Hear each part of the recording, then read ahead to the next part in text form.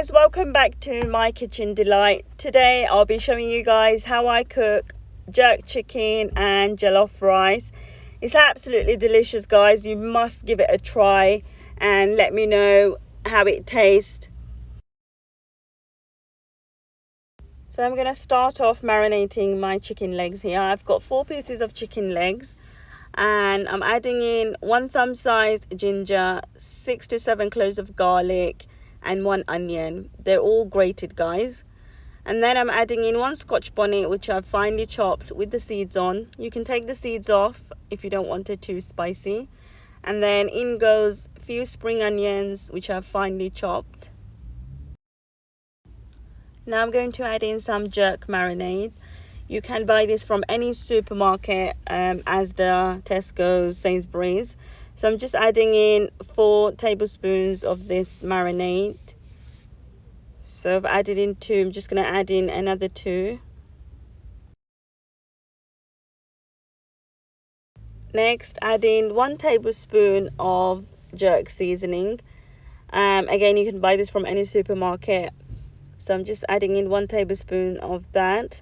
And then I'm going to add in 1 tablespoon of all-purpose seasoning. So in goes my 1 tablespoon of all-purpose seasoning. Add 1 tablespoon of Italian garlic seasoning.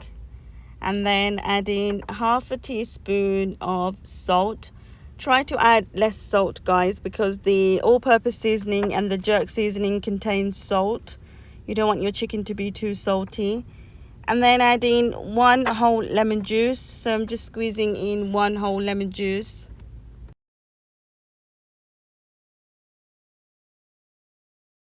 And finally add in 1 tablespoon of soy sauce.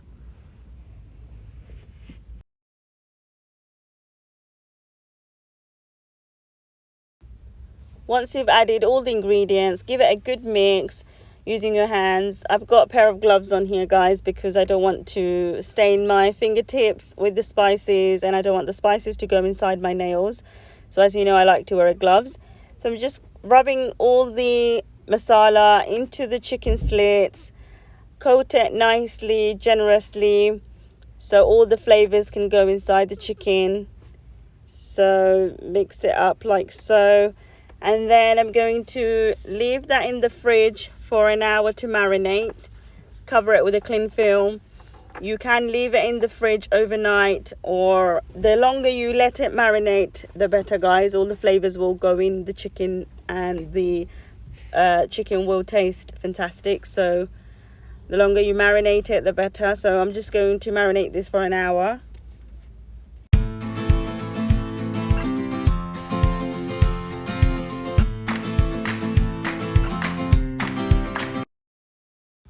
My chicken's been marinating for an hour now, guys. I'm just going to place the chicken legs onto an oven tray like so. I've added some oil to the bottom of this oven tray so the chicken doesn't get caught at the bottom. Also, it gives it a lovely crispy skin on the outside. So I'm just going in and adding that in one by one. Once you've finished adding them in, it should look something like that. Leave it in the oven for an hour and a half on 250. Every 30 minutes, go back and check, turn it over. It's been an hour and a half, guys. My chicken's cooked nicely. If only you can smell this. Oh my god, it smells absolutely amazing, guys. Look at the crispy skin on the outside. It's moist, it's succulent. That's what you want on a jerk chicken. Everything you want on a jerk chicken. Now I'm going to show you guys how you make the jollof rice. So on this plate here, I have 1 whole red bell pepper, 2 tomatoes, 3 red onions, some spring onions, 1 Scotch bonnet, and 4 cloves of garlic.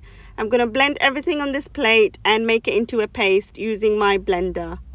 Let's start cooking the jollof rice now, guys. So in this pan here, I have 10 to 12 tablespoons of oil. Now I'm adding in 3 red onions and 5 cloves of grated garlic. And then I'm going to add in 3 to 4 bay leaves, and I'm going to saute the onions on medium heat for a good 10 minutes with the lid on. Now I'm going to add in 1/4 tube of this tomato puree here. So I'm just adding in 1/4 of this tube, and I'm going to let the tomato puree and the onions cook for 10 minutes with the lid on. So it's been 10 minutes now, guys. I'm adding in 1 tablespoon of salt. Once you've added the salt in, cook the masala for a good 5 minutes, and then you can add in the paste we made earlier. So in goes my paste. Give the paste a mix and let the mixture cook for 15 minutes on medium heat with the lid on.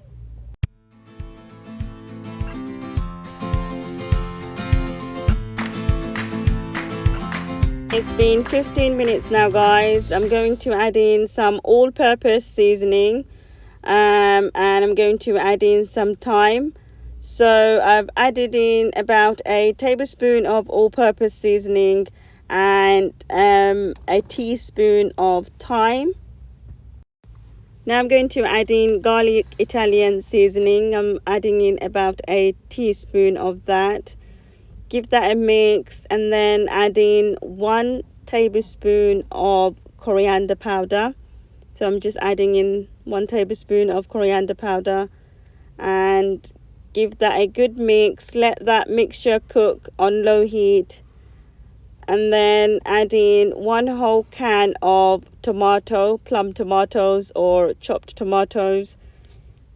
Give that a mix. Add in the Scotch bonnet. So I've kept the seeds on of my Scotch bonnet. You can take it out if you don't want it too spicy. Once you've added everything in, let everything cook for a good 20 minutes on low heat, guys, and you'll see the oil coming onto the top. And then you can add in any vegetables you like. I'm just adding in some red kidney beans and some spring onions here. Throw in some red bell peppers and give that a mix. And now you can add in your rice. You don't actually have to cook your vegetables.